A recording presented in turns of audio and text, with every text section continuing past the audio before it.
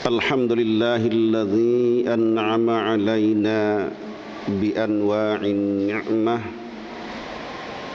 وهدانا إلى طريق الإسلام والإيمان. أشهد أن لا إله إلا الله وحده لا شريك له وأشهد أن محمدا عبده ورسوله الذي لا نبي بعده. اللهم صل وسلم على عبدك ورسولك محمد صلى الله عليه وسلم وعلى آله وأصحابه أجمعين ومن تبعه بإحسان إلى يوم الدين. أما بعد فيا عباد الله أوصيكم وإياي بتقوى الله فقد فاز المتقون. فقال الله في القرآن الكريم وهو أصدق القائلين: أعوذ بالله من الشيطان الرجيم بسم الله الرحمن الرحيم وليخشى الذين لو تركوا من خلفهم ذرية ضعافا خافوا عليهم فليتقوا الله وليقولوا قولا سديدا. فقال تعالى في الآية الأخرى: إنما المؤمنون إخوة فأصلحوا بين أخويكم واتقوا الله لعلكم ترحمون. Saudara-saudaraku kaum muslimin, jamaah Jumat yang dimuliakan Allah, pertama sekali kita bersyukur kepada Allah Subhanahu wa taala yang alhamdulillah hingga saat ini Allah masih memberikan kesehatan, kekuatan dan waktu yang baik kepada kita bersama untuk dapat datang ke rumah Allah ini dalam rangka melaksanakan salat Jumat secara berjamaah. Kemudian salawat dan salam mari kita sampaikan kepada Muhammad Rasulullah sallallahu alaihi wasallam. Mudah-mudahan kita selalu melaksanakan segala bimbingan dan tuntunan beliau, baik dari Al-Quran maupun sunnahnya yang mulia. Kaum muslimin jamaah Jumat yang dimuliakan Allah, pada sebuah hadis yang dirawikan oleh Abu Daud, Rasul menjelaskan yang artinya sebagai berikut. Kata Rasul, di akhir zaman nanti kaum muslimin akan diserang oleh berbagai kumpulan, berbagai bangsa, hampir sama atau seakan-akan para undangan menyantap makanan yang telah dihidangkan. Kita para sahabat bertanya pada Rasulullah, ya Rasul, apakah kita itu umat Islam sedikit ya Rasulullah? Kata Rasul, tidak. Bal antum yauma idzin katsir walakinnakum ghusa'an ka ghusa'is sail. Kamu waktu itu banyak kata Rasulullah, tapi seakan-akan kamu seperti buih di atas air. Allah mencabut rasa takut musuh kepadamu, dan sebaliknya telah tertanam sifat wahan di hati umat Islam ketika itu. Apa wahan itu ya Rasulullah? Kata sahabat. Rasul katakan, wahan itu adalah hubbud dunia wa karhatul maut. Itu sikap dan perilaku manusia terlalu cinta kepada dunia dan takut kepada kematian.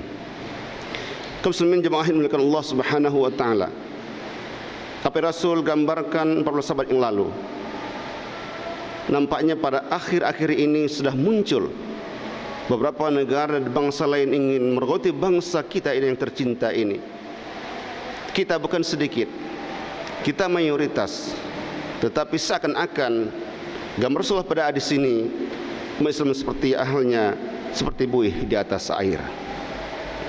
Perselain kita lihat pada waktu yang hampir bersamaan, ada beberapa indikasi yang kita perhatikan saat ini atau belakangan ini. Pertama adalah seakan-akan umat Islam dibenturkan satu sama lain tanpa mungkin kita sadari. Kita melihat pada akhir ini sesama Islam hampir dibenturkan. Beberapa waktu yang lalu ketika dibubarkan FPI, juga siapa di antara di belakang semua itu, termasuk juga sebahagian oleh umat Islam itu sendiri. Saat akan dibenturkan antara FPI dan GP Ansor atau GP Ansor, ini merupakan salah satu hal yang perlu kita cermati bersama. Mudah-mudahan kita jernihkan semua masalah ini dengan baik, agar tidak terjadi perpecahan di antara umat Islam itu sendiri. Tapi ada indikasi seakan-akan pada akhir ini itu Islam mulai dibenturkan oleh pihak terkait, pihak tertentu yang itu tidak senang dan tidak ingin Islam berada dan berkembang pada bangsa yang tercinta ini. Yang kedua adalah ada kecenderungan para ulama kita, para ustaz-ustazah kita seakan-akan mulai dimarginalkan atau dikriminalisasi. Kita kadang-kadang sedih melihat bangsa kita saat ini, umat Islam yang paling banyak berjasa dengan tidak mengabaikan orang lain tentunya. Para syuhada kita, para ulama kita, para santri-santri banyak kemerdekaan bangsa ini. Tapi kita rasa sedih pada akhir ini seakan-akan Islam mulai dimarginalkan dan para ulama tidak begitu diindahkan, bahkan tidak begitu hormati oleh sebagian kalangan pada bangsa kita yang tercinta ini. Oleh karena ini merupakan bagian yang tibar bagi kita semua. Kalau andaikan hal seperti ini berlanjut sampai akhirnya, kita khawatir Islam hanya tinggal nama, Islam hanya tinggal nama, Al-Quran tinggal tulisan, bahkan orang semakin jauh dari ajaran Allah Subhanahu wa taala. Nah, ini merupakan fenomena yang kedua kita perhatikan saat ini adalah Islam atau para ulama kita mulai dimarginalkan atau dianggap tidak dipedulikan para bangsa yang tercinta ini. Yang ketiga adalah para remaja kita mulai dihabis dalam artian disakiti atau dimatikan dalam tanda kutip dengan disuguhkan yang namanya pornografi dan juga narkoba. Kalau andainya seperti ini bangsa kita, begitu banyak anak muda kita sudah terindikasi menggunakan narkoba, sabu-sabu dan sejenisnya. Demikian halnya dengan asid yang pornografinya. Kita melihat bangsa itu mulai hancur pada saat ini. Karena salah satu keutamaan bangsa adalah kekuatan akhlak yang dimiliki oleh bangsa dan umatnya. Ketika akhlak sudah mulai hancur, masalah moral sudah mulai berantakan satu sama lain, dan tidak diperhatikan keindahan agama yang seutuhnya, maka bangsa besar akan sirna dan hancur karena umatnya jauh dari akhlakul karimah itu sendiri. Dan ternyata akhir-akhir kita melihat begitu banyak para remaja kita yang sudah sering menggunakan narkoba, bahkan juga sudah melakukan hal yang berkaitan dengan pernikah mereka lakukan dengan pengaruh pornografi dan sebagainya. Ini merupakan perhatian Islam dan para ulama, para guru kita semua punya perhatian untuk itu, karena merupakan bagian tanggung jawab kita dan tanggung jawab para orang tua. Yang keempat adalah kita melihat pada akhirnya seakan-akan dalam tanda petik yang benar dianggap salah dan yang salah karena dianggap benar. Ini merupakan salah satu indikasi di akhir zaman kata Rasulullah. Boleh jadi pada waktu nanti di akhir zaman ini fitnah mulai berkembang satu sama lain. Bahkan pada akhirnya tidak mustahil kata Rasulullah, di pagi hari orang beriman, di sore hari dia kafir, dan sebaliknya sore hari dia beriman, pagi hari ia akan kafir kepada Allah Subhanahu wa taala. Dan nampaknya gejala itu sudah mulai ada pada saat ini, di mana kita melihat pada akhir ini yang benar seakan disalahkan, yang salah seakan dibenarkan, yang baik dianggap munafik, yang munafik dianggap baik dan benar, bahkan dapat tempat yang terhormat pada bangsa yang tercinta ini. Khusus menjamaah milik Allah Subhanahu wa taala. Yang kelima adalah hukum dalam tanda petik seakan-akan tidak berjalan seimbang dan seirama. Kadang hukum berjalan sepihak bagi orang tertentu, terutama tajam ke bawah dan tumpul ke atas. Kan masyarakat kecil berbuat kesalahan, disiksa dan dianiaya, bahkan dipenjara sekian lama. Tapi terkadang dengan orang tertentu banyak kesalahan dan korupsi begitu banyak, dia begitu indah berjalan di muka bumi dan bangsa kita ini. Ini satu gejala yang perlu kita perhatikan perasaan ini. Oleh karenanya dari 5 fenomena ini, khotib mengingatkan kita semua termasuk diri sendiri, paling tidak ada 2 hal yang perlu kita terjemahkan dan mencermati keadaan bangsa dan juga melihat Islam ke depan, dan tentunya yang mulai kita perhatikan perasaan ini. Yang pertama adalah kita tanamkan akidah ibadah yang baik kepada kita, anak-anak kita, generasi kita. Sedang Allah Subhanahu wa taala yang baca pada mukaddimah tadi, wal yashal ladzina law taraku min khalfihim dzurriyyatan dhi'afa khafu 'alaihim falyattaqullah wal yaqulu qawlan sadida. Kata Allah, hendaklah takut kepada Allah orang-orang yang sekiranya meninggalkan keturunan mereka dan keadaan lemah. Tetapi Allah kan di ayat ini, tinggalkah anak cucu kita, tinggallah keluarga kita, kata Allah, di muka bumi ini Pertama, falyattaqullah. Mereka benar-benar beriman kepada Allah Subhanahu wa taala. Kita punya tanggung jawab semua sebagai orang tua, sebagai guru, sebagai tokoh masyarakat dan siapapun sama di antara umat Islam ini. Mari kita saling untuk memberikan perhatian, pengawasan kepada generasi muda kita, kepada anak-anak kita.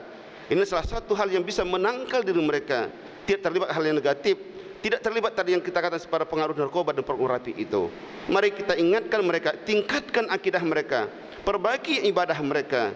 Yang kedua adalah perbaiki akhlakul karimah, wal yaqulu qaulan sadida.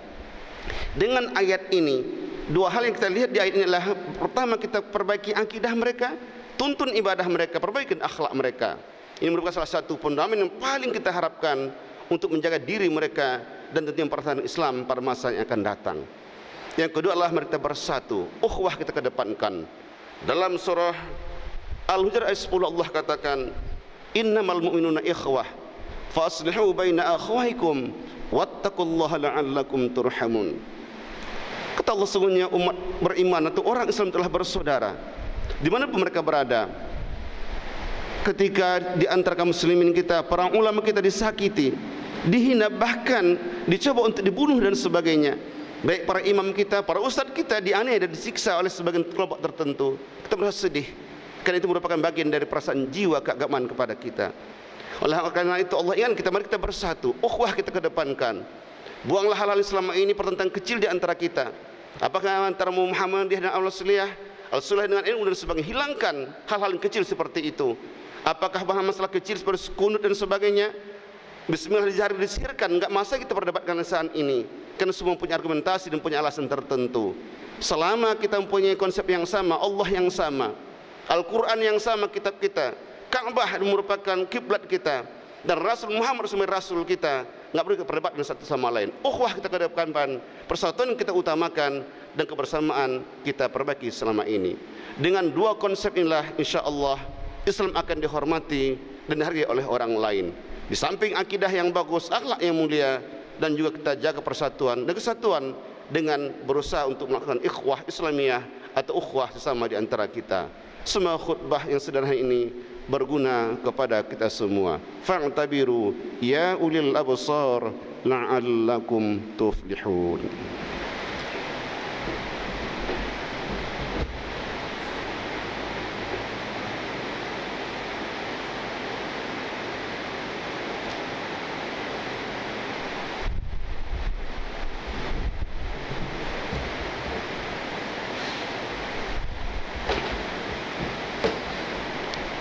Alhamdulillahi Rabbil Alamin, wal'aqibatu lil muttaqin, wala udwana illa 'alal zalimin. Asyhadu an la ilaha illallah wahdahu la syarika lah, wa asyhadu anna Muhammadan 'abduhu wa rasuluh alladzi la nabiyya ba'dah. Allahumma shalli wa sallim wa barik ala Muhammad وعلى آله وأصحابه أجمعين ومن تبعه بإحسان إلى يوم الدين.